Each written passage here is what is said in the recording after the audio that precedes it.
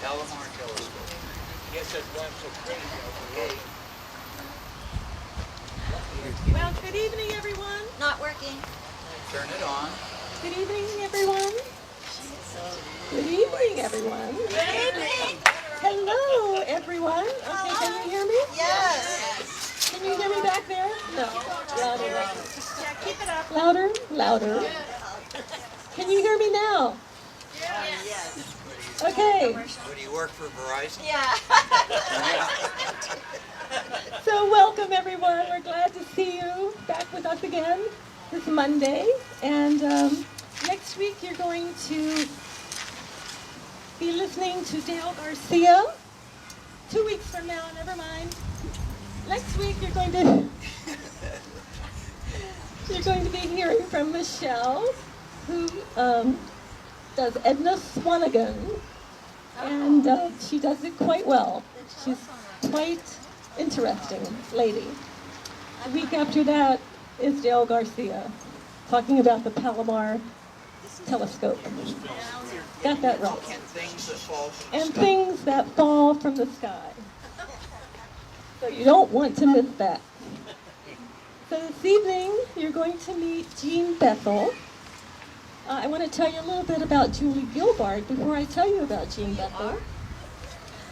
Julie Gilbart has been a member of the Temecula Valley Historical Society for quite a few years. She served on the board of directors several times and has also directed the efforts of a number of committees for the Historical Society. When we began the Notable Men and Women of Temecula, Julie suggested Jean Bethell as a notable person. And I said to Julie, I have never heard of Jean Bethell. And I'm sure that some of you have never heard of Jean Bethell. Well, this evening you're going to meet her up close and personal. Please welcome Jean Bethell to the stage.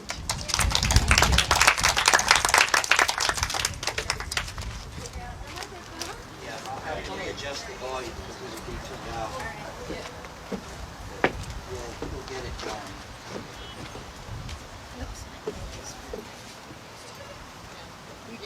Oops. So you're gonna just.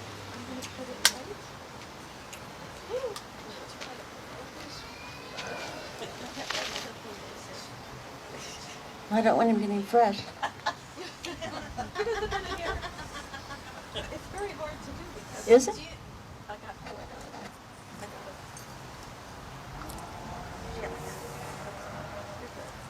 We rebelled on.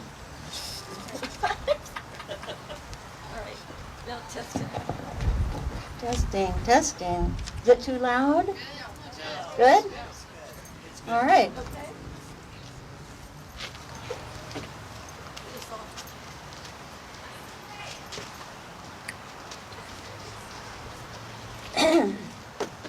Well, good evening.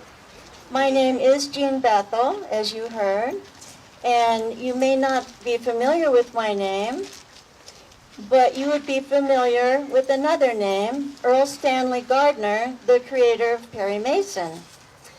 Well, I was Mr. Gardner's secretary for many, many years, so I'm here today to tell you a little bit about him and about what my life with him was like. Mr. Gardner was born in 1889 in Massachusetts, the son of a mining engineer. Throughout Earl's childhood, the family moved to a series of mining towns, including the Klondike in Alaska when they had the gold strike. But Earl's father encouraged him to become an attorney. So after graduating high school in 1909, off Earl went to law school at Valparaiso University in Indiana.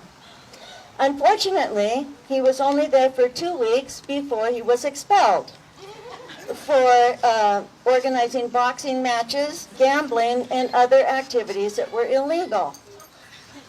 So Earl returned home, and his father, who knew that Earl was a bright, intelligent boy, began making inquiries during his travels throughout the state of California on business to see whether there might be a high school principal somewhere in the state that could mentor Erle and set him on a more productive path. Well, he found that man in Joseph Templeton of Palo Alto. Now, even with 8 children of his own, Templeton agreed to take in Erle. So off Erle went to live with the Templeton family. Well, Templeton quickly determined that Erle's problem was just that he had too much energy. So he devised a solution. His solution was he would keep Erle so busy he wouldn't have time to look for trouble. So Erle attended school every day and then worked in a law office typing legal papers till 9:30 every night. So it turns out he thrived on this routine and rapidly learned the law business. As hard as it might be to know today, a college degree was not essential, or law school, to become a lawyer then. So at the age of 21, just 1 year after graduating from high school, Erle passed the bar. He set up his first law practice in Oxnard, and not long after that, he met his wife, Natalie. They married in 1911, and they had one child, a daughter named Grace. Now, Erle loved practicing law, but the more successful he became as an attorney, the more he realized that what he really enjoyed was litigation and the development of trial strategy. But he otherwise was bored by the law practice because he was chained to his office to answer phones, draw up contracts, and so forth. And he absolutely detested being cooped up because, above all, he was an outdoorsman. He loved bow hunting, fishing, horseback riding, archery, stargazing, just anything that you could do under the big open sky. I always thought that this probably had something to do with maybe having been raised in all those mining towns as a child. But whatever the case, Erle craved adventure. So he determined to figure a way to make a living using his legal knowledge without being confined to an office. And his solution was fiction writing, where he created characters who solved crimes using their legal knowledge. So in the early 1920s, he began to write mystery stories for pulp magazines.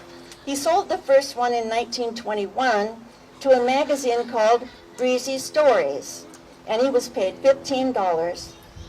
It was called Nellie's Naughty Nighty. Erle's mother refused to read it. Now here's where I came into the picture. One day Erle came into the Pierpont Inn restaurant in Ventura, where I worked as a dining room hostess and part-time desk clerk. He asked me that very day to come work for him as his secretary. Well, I said no. I was married then, and I was just not interested in making a change. However, Erle was a very persistent man. He kept coming back again and again, and within a year, I finally agreed. Now, initially, I started working for him as his legal secretary, but I was also very supportive of his fiction writing, which he was working hard on at the side to try to get published. I felt he had remarkable talent, and I just knew that if he'd keep at it, he would be a very successful writer. So during the day, I'd work at his law practice, and then I'd go to his house after office hours to take dictation for his stories. Well, it was around this time that my marriage fell apart, so I became more willing and able to devote more of my time to typing his story manuscripts and sending out letters to publishers. So my routine became typing as his legal secretary during the day and typing his story manuscripts in the evening. And it wasn't long before Erle's work became my life. Now, like most writers, Erle received many rejections. In fact, rejections outnumbered acceptances 100 to 1. At one point, Erle said he'd collected enough rejection slips to stuff a mattress. But Erle was not one to be deterred. I remember one time when a reporter questioned him about the rejection slips, asked if he didn't get terribly discouraged. And Erle answered, no, he wasn't worried because he had a plan. He explained, I'm determined to write stories faster than they can write rejection slips.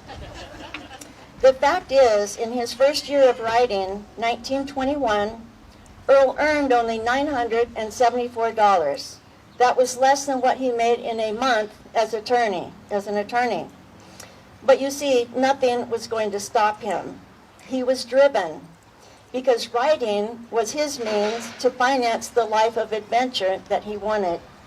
So he worked at the law all day, then dictated fiction up to 12 hours a day after that, sometimes 20 hours a day.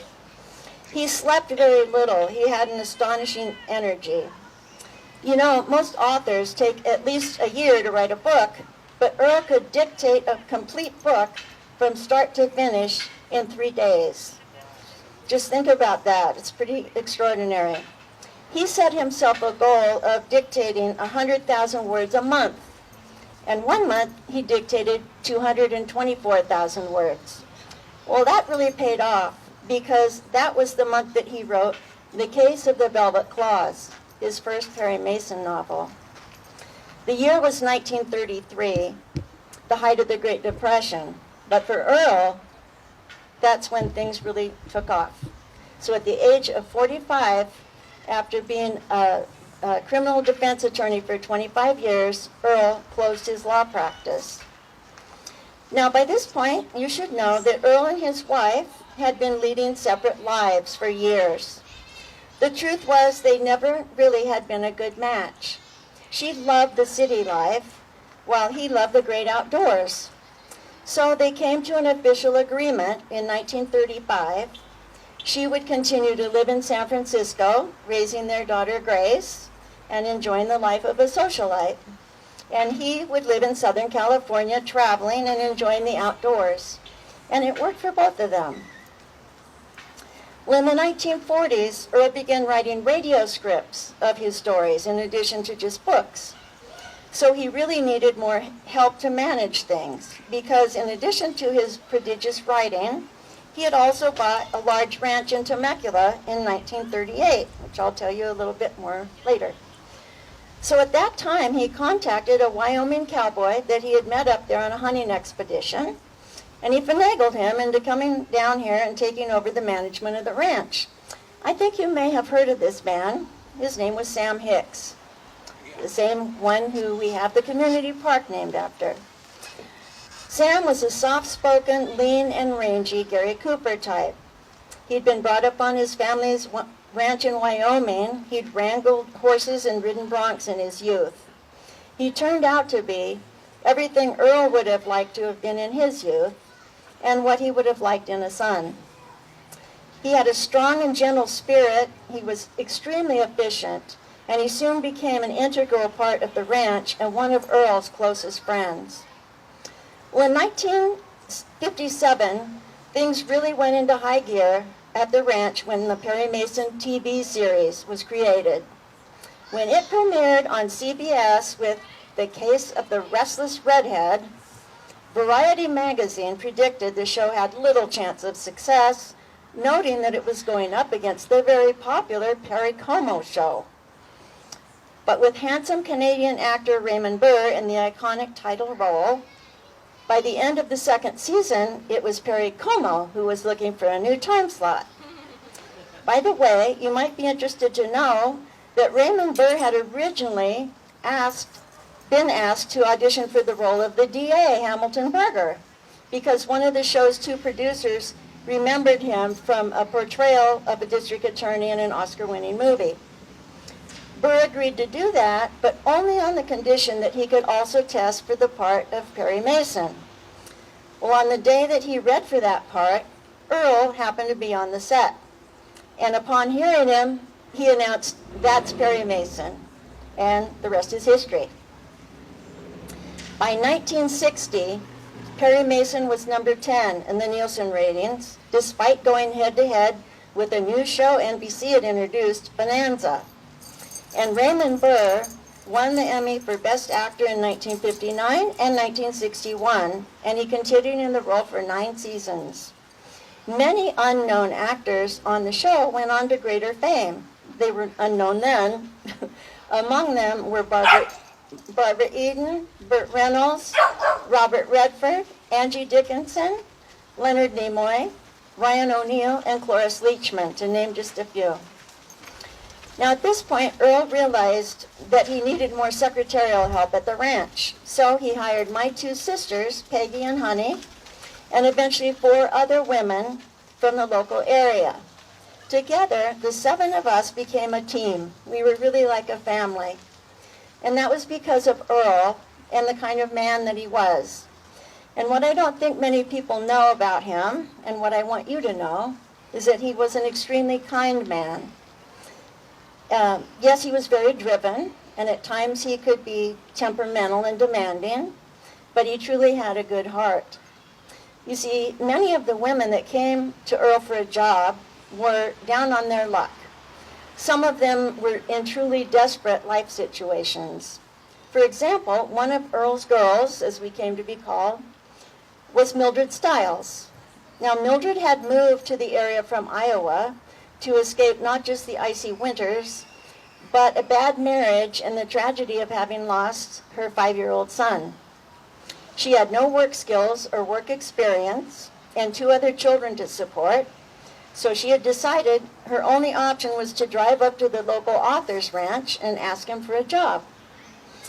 So, mustering all her courage, one day she jumped in her brother's Jeep and drove right up to Erle's cabin. I was watching when Erle came out to meet her that day, and she blurted that she desperately needed a job, and she didn't care whether it was a cook or a housekeeper or anything else. And she kept up a litany of all the things that she'd be willing to do, until finally she realized that Erle had already said, "Okay, you're hired." "Really?" she said. "What will I do?" And he said, "You'll type for me." And that's just what she did. She settled into our life together at the ranch, and it really turned her whole demeanor around. So you see, Erle was a tremendous help to all the women that he hired, because he didn't just give them a job, he gave them a new life. We really became part of a family. Erle referred to us as his girls, and we all called him Uncle Erle. Together, we produced the manuscripts for The Fiction Factory, which is what Erle dubbed his business. And we loved it. One of the girls described it well when she said that from the very first day, she was entirely devoted to turning out as fine a job as she could, because she said, Uncle Erle just makes you want to be your best. Of course, it wasn't without its challenges. One thing that we all had to get used to was when he got a new device called a dictaphone. We would have to type while listening to his recorded words, and that wasn't easy, especially because sometimes Erle expected us to do our transcribing work while listening to him talk to us at the same time. And we had to do that all over the clacking of 7 typewriters. I remember one of the girls saying once how she was overwhelmed with the amount of work that he produced between the time we left in the evening and came back in the morning. And even though we all felt overwhelmed at times, Erle always made us feel that he was interested in our opinions about the stories that we were typing.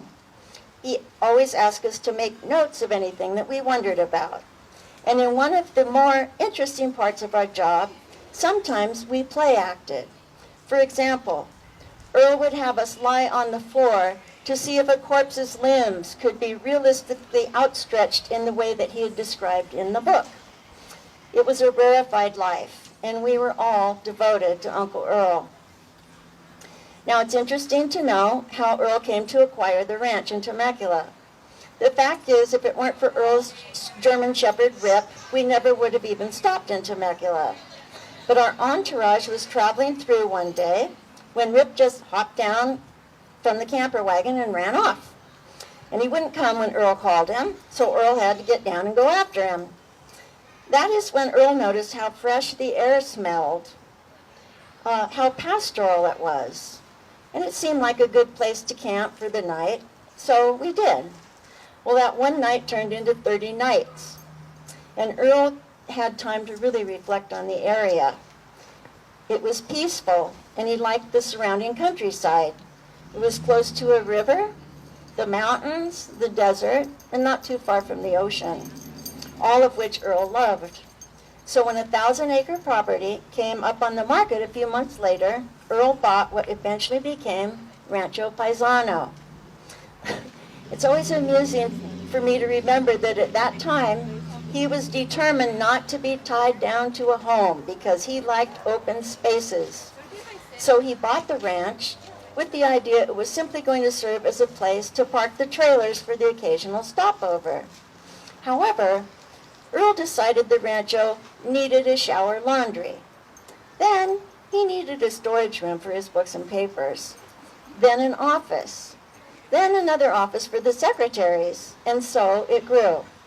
With the addition of a large main house, houses for permanent residents and guests, buildings for trucks, cars, and ranch equipment, and eventually fireproof vaults for Erle's manuscripts, we finally wound up with 27 buildings.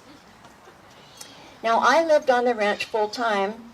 My sister Peggy lived there most of the time, and the others on and off.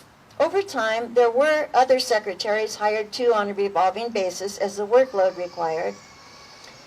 Some stayed a long time, others didn't stay long at all. Those were the ones that didn't quite measure up to Erle's standard of devotion to their work. But throughout it all, I was Erle's executive secretary. I was his right hand. The fact is, I organized everything and everybody, from the work of the secretaries, to the correspondence, to the cooks and housekeepers, to recipes, to caring for the menagerie of animals, and serving as hostess to Erle's frequent company, which sometimes included regular cast members from the show. I managed the entire establishment, and I was happy to do it because it gave Erle the freedom he needed to devote his attention to his writing. I couldn't help feeling pleased when I saw what one reporter who had visited the ranch wrote about me. Jean is the only woman in the world who can drop a frying pan, pick up the telephone, take down the conversation between Erle and the caller, and 5 minutes later have breakfast on the table. And a 1967 story in Atlantic Monthly included these words: "Upon strolling from a guest house over to breakfast in the main house, one sees not a dead leaf, but only the tidying marks of the broom. The guest houses are each equipped with reading matter, bar supplies, and electric heaters. It all works perfectly, and seemingly without human effort. Meals seem magically to serve themselves on the long table in the living room." Commenting on the article later, Erle's biographer wrote, "As anyone who ever visited the ranch well knew, that magical quality was Jean." So even though Erle had once vowed he never wanted to be tied down to a house, the ranch became a beloved home where Erle could relax and enjoy the pleasure of friends with good food, good talk, and good fun out on the rolling property.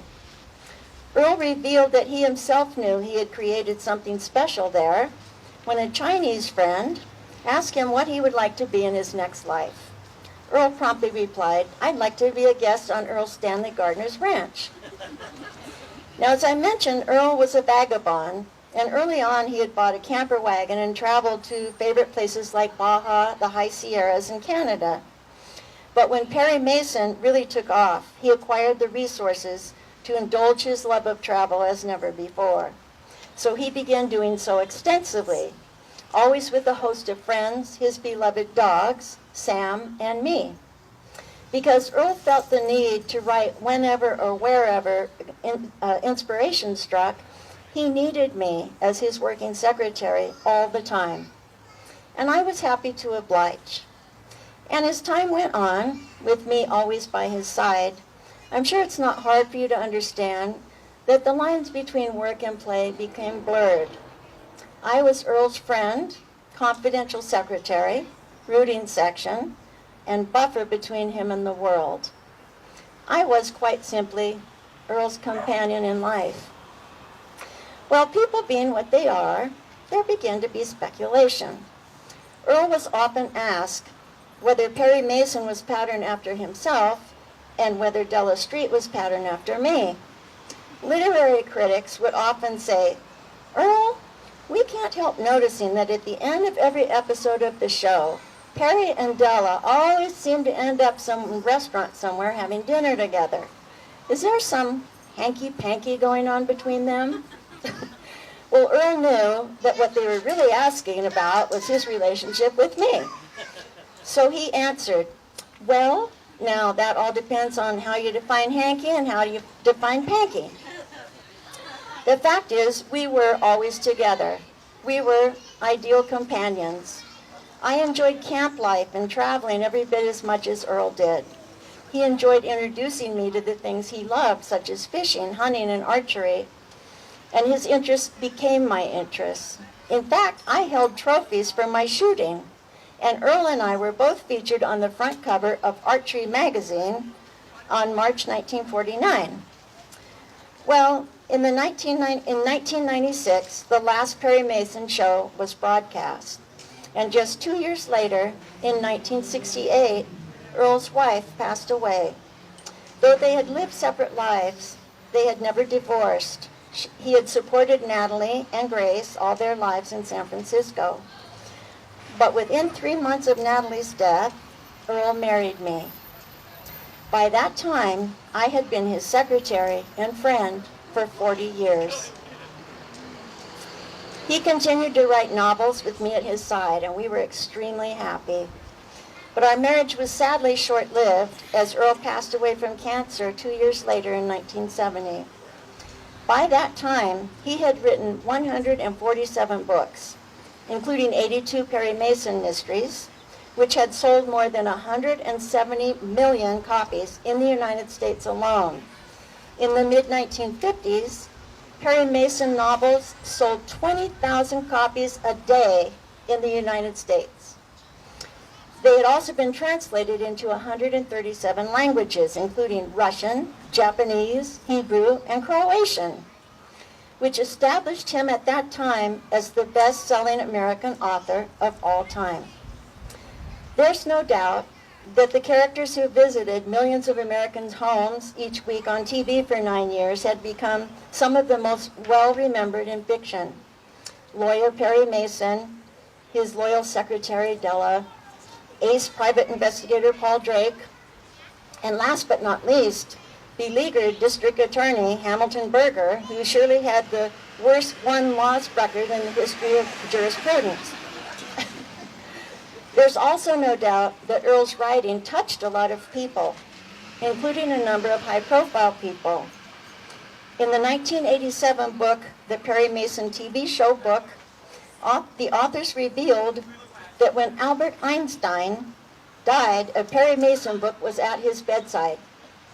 They further described that when Raymond Burr met Pope John the 23rd, the actor reported that the pontiff seemed to know all about Perry Mason. And Supreme Court Justice Sonia Sotomayor also frequently mentions that Perry Mason was one of her earliest influences.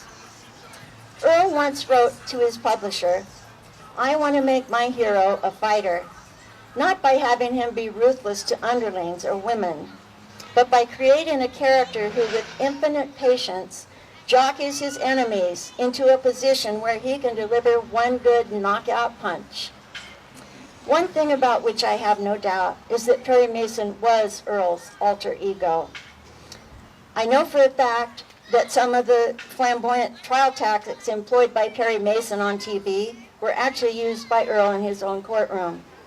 But more importantly, just as Perry battled the odds on TV each week to bring evidence to light to prove the wrongly accused was innocent and to finger the real culprit, so Erle spent his life doing the same for his own real-life clients. He truly was a crusader for justice. Well, upon Erle's death, I had his remains cremated, and I asked Sam to scatter the ashes over Baja, one of Erle's very beloved places, and that's what he did. We held his service at the Garden of Prayer Chapel in Riverside, and Erle's legions of friends from across the country sent moving tributes of love and remembrance. One of Erle's girls summed it up for all of us that day, I think, when she commented simply during the eulogies, "I loved everything about Erle. He was very dear." Now, subsequent to Erle's death, 5 more Perry Mason novels were published. People wondered, were they written by me or finished by me?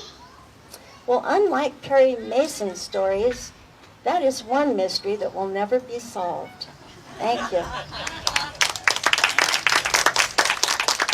Whoops. Julie, if I did my math right, he was 84, right? I think it was 82.